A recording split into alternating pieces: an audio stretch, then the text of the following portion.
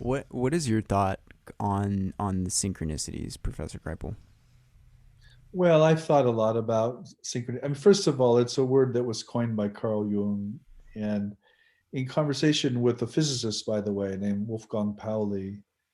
And Pauli, what's interesting about that relationship is Pauli was essentially a walking poltergeist. Things would break and explode and blow up around him.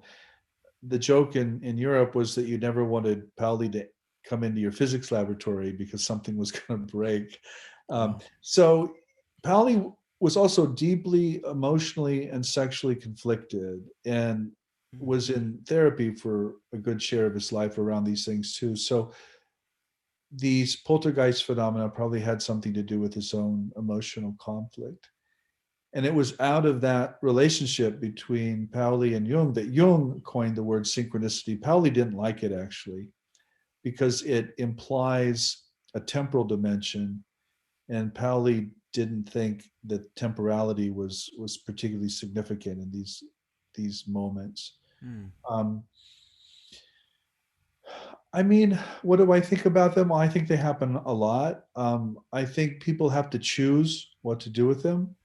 I think they're signs that can guide a life, but don't have to. I think at that moment that that coincidence or synchronicity happened to you, you had to choose to see it as a sign, and you had to choose to pursue it or to forget about it.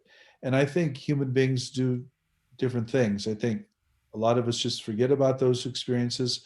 Some of us take them as signs and act on them and change our lives accordingly. Um, but they're ancient. Human beings have been talking about those things for thousands and thousands of years, and I think they give some witness to a kind of reality that's not spatially or temporally located. That there's this greater reality we're embedded in, and it shows up in our lives sometimes as those synchronicities. Mm-hmm. Every time I basically feel like my mom's gonna call me, and she does. Like Yeah, like 9 times out of 10, I can actually sense when my mom's gonna call me. Mm-hmm. but And that's not. and Yeah, and and that could very well maybe is because there's a certain schedule by which she calls me. I will say though, it tends to be quite random. It. I try to be as skeptical about it as possible because I think, well, first of all, that's my mother, and I came out of her. Like, I share her DNA, I share her brain, I share her lifestyle and way of thinking. I'm probably programmed similar. That's why I can probably predict when she's gonna call me. You know what I mean? But then, like you say, Professor, it's like when I go into this hyper observationalist, skeptical mindset, it just seems kind of shallow. It doesn't seem like it's really explaining much, yeah. and or if I think about it, like sometimes like I'm really thinking very hard about a person, and then I'll see something from them the next day that indicates to me they were thinking about me or whatever. Like, you can choose to look into things and go too far, but Speaking But of, so yeah. Armin, your experiences. I wouldn't describe your experiences as synchronicities.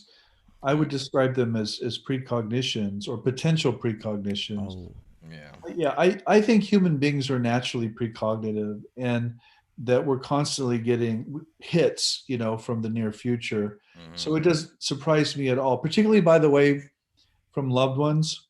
Mhm. I think human beings who are emotionally entangled, like parents and children, or lovers, or grandparents and grandchildren. I mean, I think those human beings are much more likely to have these precognitions around one another than with complete strangers, because I think there's a deep emotional rapport Yeah. or resonance that gets set up between human beings. And there's an energy with emotion. Yeah, So I mean, yes, it's the when you see the demeanor of a person walking into the room, yes, that can give you a lot of cues, okay?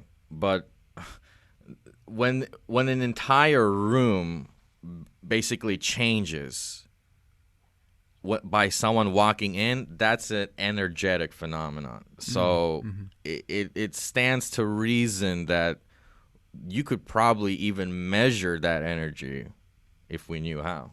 Yeah. It's palpable, really. Mm-hmm.